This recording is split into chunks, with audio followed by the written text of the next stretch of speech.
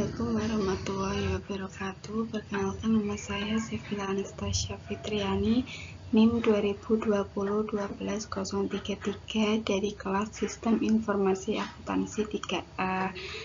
Di sini saya mau menjelaskan mengenai hasil yang telah saya buat, yaitu UMKM souvenir kotak tisu. Di sini saya akan menjelaskan mengenai UMKM yang telah saya tetapkan, yaitu souvenir kotak tisu. Nama usaha adalah souvenir kotak tisu. Jenis usaha adalah manufaktur di bidang mebel.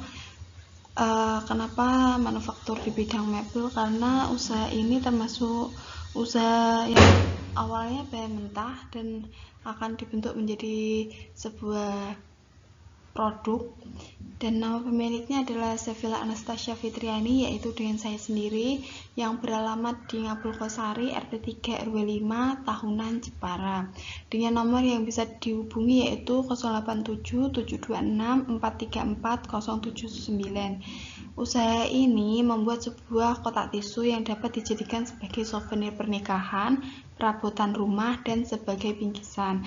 Kenapa sih saya ingin membuat UMKM ini?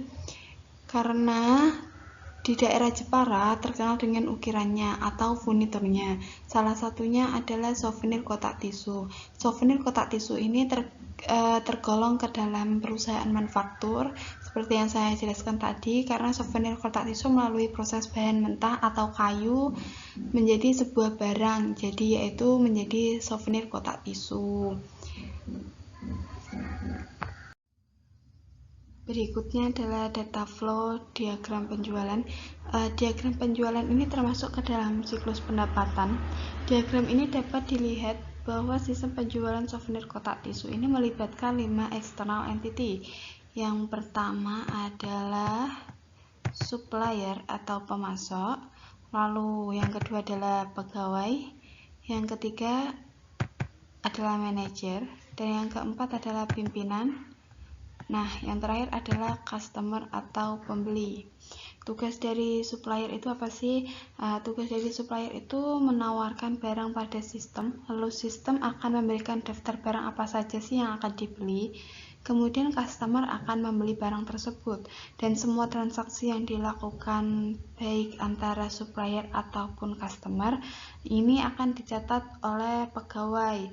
Nah, selanjutnya sistem akan memberikan laporan keuangan dan stok barang kepada manajer, dan manajer akan memberikan laporan keuangan kepada pimpinan. Mengenai kesimpulan dan saran, yang pertama adalah kesimpulan.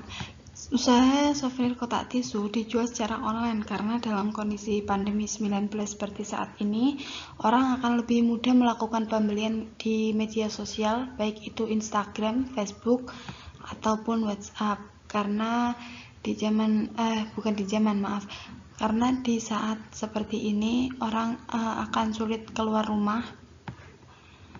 Dan apa sih sarannya? Seharusnya usaha ini juga memperdulikan penjualan di lapangan, karena bisa jadi konsumen di wilayah tersebut membutuhkan untuk sebuah acara, yaitu pernikahan ataupun untuk bingkisan oleh-oleh. Di saat pandemi seperti ini, karena kita jualannya secara online, mungkin kita juga harus melihat di lapangan, adakah orang yang masyarakat sekitar tempat atau masyarakat Jepara ini membutuhkan atau tidaknya. Maksudnya di sini adalah ketika kita membuka di lapangan, ini akan menjadi peluang atau tidak. Tapi kemungkinan sarannya adalah kita harus mencoba tetap membuka lapangan ya. Membuka di lapangan, karena mungkin wilayah tempat ada sebuah acara, atau mungkin Mabelan kan juga mungkin akan jalan terus, tidak mungkin berhenti, dan Mabelan kan mungkin pembelinya ini nggak hanya satu pembeli ya, jadi mungkin untuk bingkisan juga diperlukan. Jadi mungkin sarannya adalah harus tetap membuka di lapangan. Nah, kelebihan dari produk ini adalah yang pertama adalah dapat digunakan di semua kalangan masyarakat.